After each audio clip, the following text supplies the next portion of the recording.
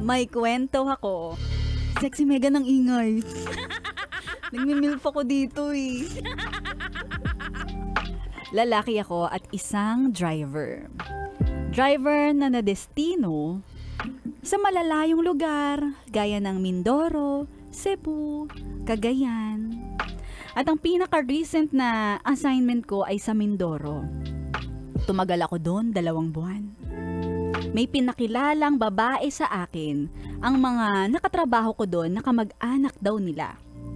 Kaya dito ko nakilala ang nagbalik ng kilig sa aking katawan. 21 years old siya, college student at single.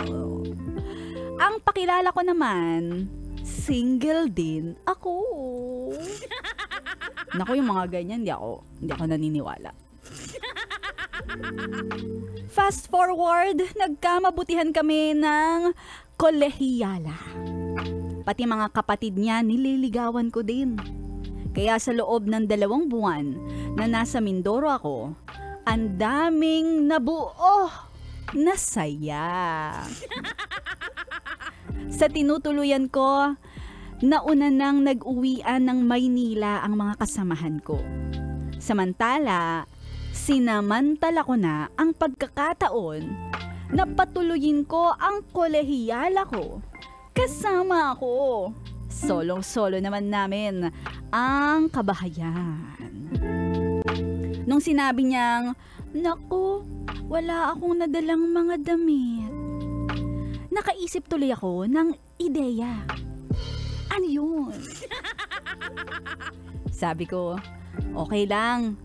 Wala namang ibang tao dito sa bahay. Tayong 2 lang. Kaya hindi mo na kailangan mamroblema sa saplot at pwede kang umikot-ikot kahit pa hikaw lang ang iyong suot. Hindi ko akalain na gagawin niya ang sinabi kong yun. Lumaki ang mga mata ko sa ganda ng tanawin. Ang ganda pala dito sa Mindoro.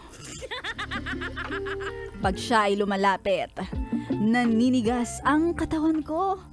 Kaya tinatanong ko siya, "Hindi ka ba nilalamig?" Sabi niya, ganito talaga ako pag nasa loob lang ng kwarto. Pero nilalamig din. Tabi tayo sa pagtulog. Para mainitan naman ako. Kaya sa paghiga, niyakap ko ang nanlalamig na kolehiyala ko. Kolehiyala ko, inangkin.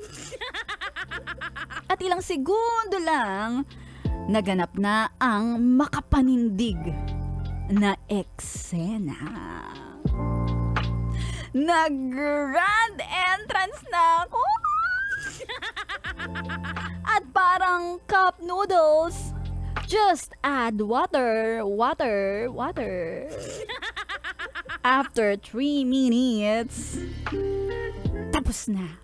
Finish na. Ang bilis. 3 minutes. Fast forward pa. Sundot hatid ko siya sa kanilang bahay.